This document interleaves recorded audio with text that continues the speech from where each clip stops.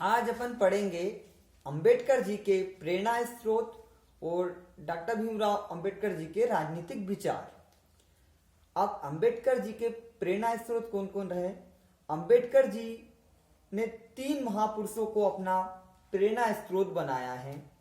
उनमें से पहले हैं कबीर, दूसरे हैं महात्मा ज्योतिबा फूले और तीसरे थे भगवान बुद्ध। कबीर ने उन्हें भक्ति भावना प्रदान की और ज्योतिबा फूले ने उन्हें ब्राह्मण विरोध के लिए प्रेरित किया, सामूहिक पश्चात का विचार दिया और शिक्षा एवं आर्थिक उत्थान का संदेश दिया। बुद्ध से उन्हें मानसिक और दार्शनिक पिपासा बुझाने वाला अमृत मिला और अछूतों के उद्धार का मार्गदर्शन भी बुद्ध से भगवान से प्राप्त हुआ, जिसका माध्यम था सामूहिक धर्म परिवर्तन। जब वे अमेरिका में थे तो बातों से बहुत प्रभावित हुए। एक तो अमेरिका संविधान का 14वां संशोधन, जिसमें निग्रो लोगों की दास्तां समाप्त हो गई। दूसरे वे बुकर टी वॉशिंगटन के जीवन से बहुत प्रभावित हुए, जिनका सन 1915 में निधन हो गया था और वे अमेरिका में निग्रो जाति के लोगों के महान सुधारक और मार्गदर्शक थे।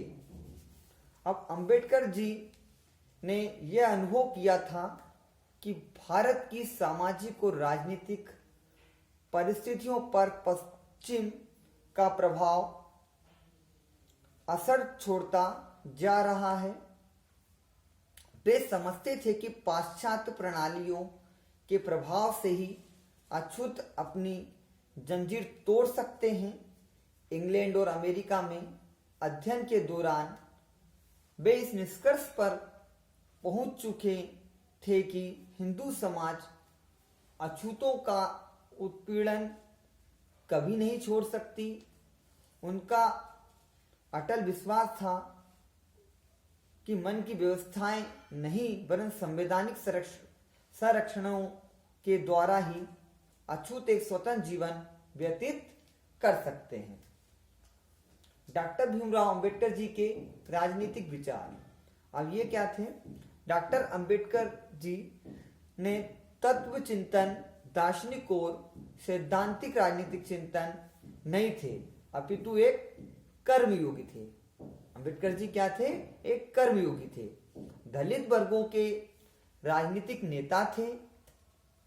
अंत भारत की विशिष्ट राजनीतिक सामाजिक परिस्थितियों के परिप्रेक्ष्य में उन्होंने अपने विचार प्रकट किए। उनके राजनीतिक विचारों का अध्ययन करते समय यह उल्लेखनीय है कि सामाजिक परिस्थितियों एवं सामाजिक समस्याओं के संदर्भ में उनका अध्ययन अपेक्षित है। उनके प्रमुख राजनीतिक विचार इस प्रकार हैं। जैसे सबसे पहला जो विचार था अंबेडकर के भाषाई राज्यों का विचार। इसमें क्या था? सन 1948 में भारत सरकार ने भारत में भाषी राज्यों की मांग पर विचार करने के लिए एक भाषी आयोग की नियुक्ति की। इस भाषी आयोग के समक्ष अपने विचार प्रस्तुत करते हुए डॉक्टर भीमराव अंबेडकर जी ने कहा कि भाषी प्रांतों के निर्माण से लोकतंत्र अधिक अच्छी प्रकार से क्रियान्वित होता है। एक भाषी प्रांत में मिश्रित प्रांत की तुलना में सामाजिक एकजुटता अधिक अच्छी प्रकार की बनी रहती है।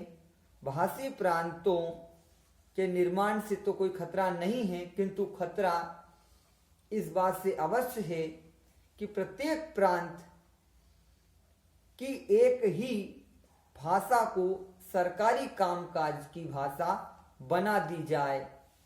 अंबेडकर जी ने साफ कहा कि यदि क्षेत्रीय भाषाओं को राज्य बना दिया गया तो प्रत्येक प्रांत में ऐसी संकुचित संस्कृति का विकास होगा जिसकी परिणत अंतोगत्वा भारत की एकता को खंडित करने में होगी। फिर है, अंबेडकर जी की दृष्टि में भाषी राज्य समय की आवश्यकता है और इसके समर्थन में उन्होंने तर्क दिए कि पहला, इससे लोकतंत्र का क्रियान्वयन आसान होगा और दूसरा इससे जाति और संस्कृति के तनावों को दूर किया जा सकेगा।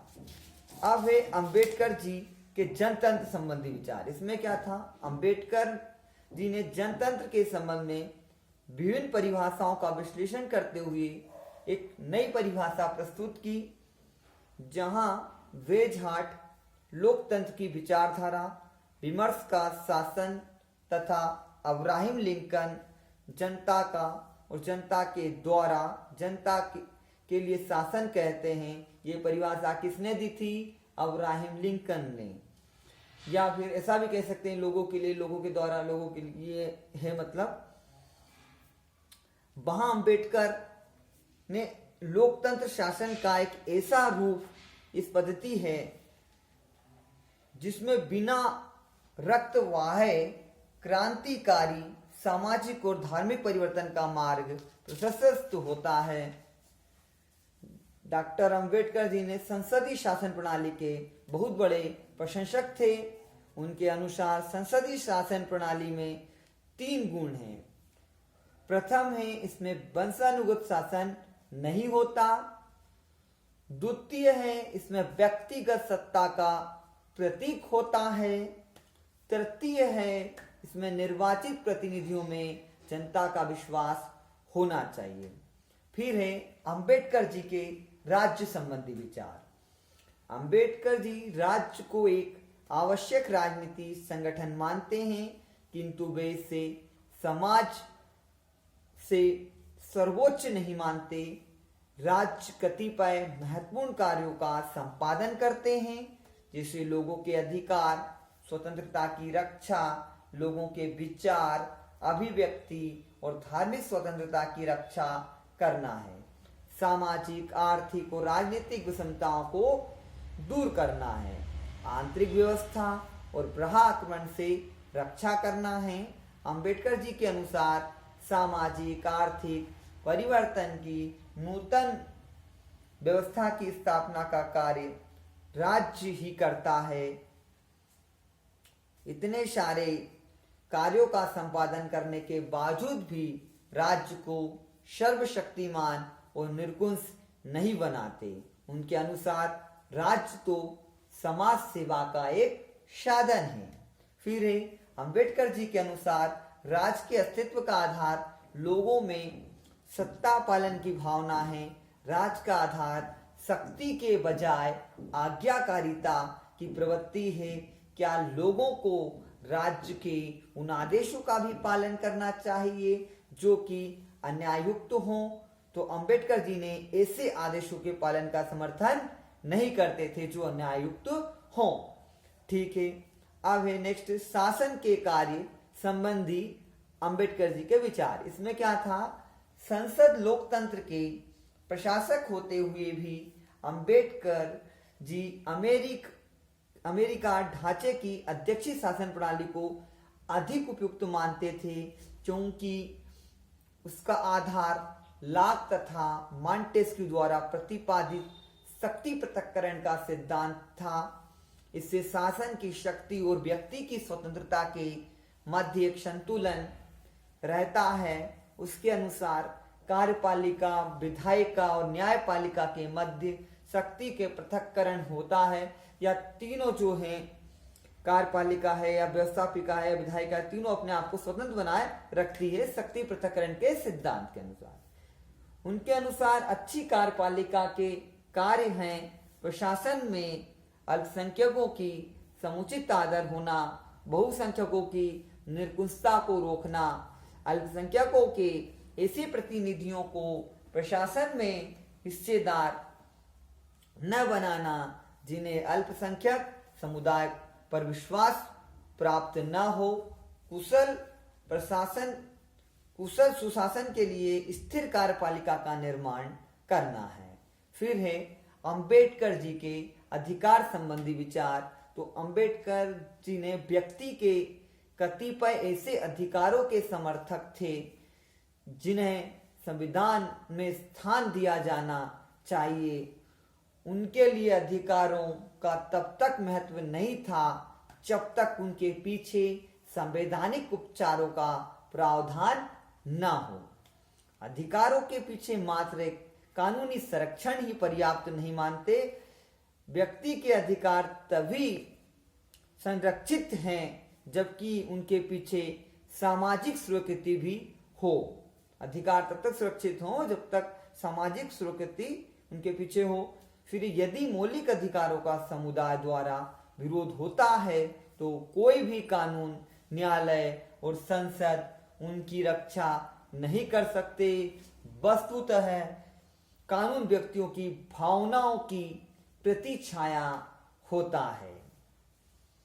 फिर है धर्म और राज्य के संबंध के बारे में अंबेडकर जी के विचार। भारत के संविधान के निर्माण के समय डॉक्टर अंबेडकर जी ने धर्म और राज्य के आपसी संबंध के बारे में अपने विचार प्रकट किए हैं। उनके अनुसार प्रत्येक नागरिक की अंतःकरण की स्वतंत्रता तथा किसी भी धर्म को मानने व उसका प्रचार करने की आजादी होनी चाहिए। किसी व्यक्ति को किसी भी धार्मिक समुदाय का जबरदस्ती सदस्य नहीं बनाया जाना चाहिए। बच्चों की धार्मिक शिक्षा का दायित्व 16 वर्ष की आयु तक माता पिता की जिम्मेदारी है। राज्य का अपना कोई राज्य धर्म नहीं होगा। राज्य का क्या है? कोई भी अपना राज्य धर्म नहीं होगा। प्रत्येक धार्मिक समुदायों को यह अधिकार होना चाहिए कि कानून के अनुसार ही धार्मिक व लोकोपकारी संस्थाएं बनाएं और किसी भी व्यक्ति को कोई ऐसा कर देने के लिए मजबूर नहीं किया जाना चाहिए जिससे प्राप्त आय किसी भी धर्म विशेष को बढ़ाने या बनाए रखने के लिए खर्च की जाए। इस प्रकार डॉक्टर अंबेडकर जी ने धर्मनिरपेक्ष राज्य के समर्थक थे जिससे सभी नागरिकों का अंतःकरण की स्वतंत्रता तथा धार्मिक सहिष्णुता प्राप्त हो। फिर है अंबेडकर जी के पाकिस्तान निर्माण संबंधी विचार। डॉक्टर अंबेडकर जी ने अपनी पुस्तक में थॉट्स ऑन पाकिस्तान 1941 में भारत विभाजन की समस्या पर विचार करते हुए पाकिस्तान की मांग का समर्थन किया था। उनके अनुसार पाकिस्तान की मांग एक सांस्कृतिक समूह द्वारा अपने पृथक विकास की मांग है। यदि पृथक कर्नाटक और आंध्र की मांग दुखदाई नहीं है तो फिर पृथक पाकिस्तान की मांग परेशानी का कारण क्यों मानी जाती है? पाकिस्तान की मांग का अर्थ है एक राष्ट्र द्वारा अपने लिए जगह की मांग। A nations callings for a home. यदि किसी समुदाय में राष्ट्र के सभी तत्व मौजूद हैं तो वह एक पृथक राष्ट्र की मांग कर सकता है। अब अंबेडकर जी के सुदंड केंद्र संबंधी विचार। भारतीय संविधान के निर्माण के समय मुख्य प्रश्न यह था कि संघात्मक व्यवस्था अपनाते हुए क्या राज्यों को स्वायत्तता प्रदान की जाए अथवा केंद्र को अधिक शक्तियां प्रदान की जाएं। डॉक्टर अंबेडकर जी ने भारतीय राज्य की एकता और सुरक्षा को दृष्टि में रखते हुए सुदंड केंद्र के पक्षधर थे। उनका स्पष्ट मत था कि संविधान संघात्मक है, यह एक द्वैध शासन की स्थापना करता है। केंद्र में संघ सरकार है तथा उसके चारों ओर परिधि में राज्य सरकारें हैं। संविधान द्वारा निश्चित पृथक क्षेत्रों में उन्हें प्रभुसत्ता प्राप्त है। अंबेडकर जी के अनुसार संघात्मक सरकार का मुख्य लक्षण है संविधान द्वारा विधायी तथा कार्यपालिका होता है। केंद्र तथा वितरण करना है, केंद्र तथा एककों में वितरण करना है। इसी सिद्धांत का हमारे संविधान में अनुसरण किया गया है। अतः यह कथन असत्य है कि राज्यों को केंद्र के अधीन रखा गया है। अब अंबेडकर जी और हिंदू कोड बिल, मतलब डॉक्टर अंबेडकर जी ने हिंदू कोड बिल के प्रबल समर्थक थे। उन्होंने विधि मंत्री की हैसियत से या कानून मंत्री की हैसियत से अक्टूबर 1948 में संसद में हिंदू कोड बिल प्रस्तुत किया। अंबेडकर जी की दृष्टि में निर्वाचित संसद को पूर्ण अधिकार है कि वह समुदाय के सुधार हेतु विधि या कानून का निर्माण करे। हिंदू कोड बिल द्वारा यह प्रतिपादित किया गया था कि विवाह के लिए जाति निर्धारित मापदंड नहीं है। महिलाओं के संपत्ति अधिकार एवं उत्तराधिकार अधिकारों को मान्यता दी गई है। यह महिलाओं की सामाजिक प्रगति का द्योतक था, किंतु हिंदू कोड बिल का संसद और उसके बाहर प्रबल विरोध हुआ और कतिपय अंशों में संशोधन करना पड़ा। इससे अंबेडकर जी बहुत दुखी हुए। 25 सितंबर 1951 को उन्होंने केंद्रीय मंत्रिमंडल से त्यागपत्र दे दिया। अब हिंदू कोड बिल पर बहस में उन्होंने धर्मनिरपेक्षता के स्वरूप की व्याख्या इस प्रकार की है कि इसका यह अर्थ नहीं है कि हम लोगों की धार्मिक भावनाओं को बिल्कुल ही भुला दें। धर्मनिरपेक्षता का अर्थ है कि सरकार लोगों को कोई धर्म विशेष मानने पर बाध्य न करे। संविधान जिस बात को मान्यता देता है यह केवल इतनी सी है। अब डॉक्टर अंबेडकर जी के सामाजिक विचार। डॉक्टर अंबेडकर जी एक सामाजिक सुधारक और समाज व्यवस्था में क्रांतिकारी परिवर्तन का समर्थन करते वाले विचारक थे। यदि आपको वीडियो पसंद आया है तो चैनल को लाइक कीजिए, सब्सक्राइब कीजिए। वीडियो देखने के लिए धन्यवाद। ओके।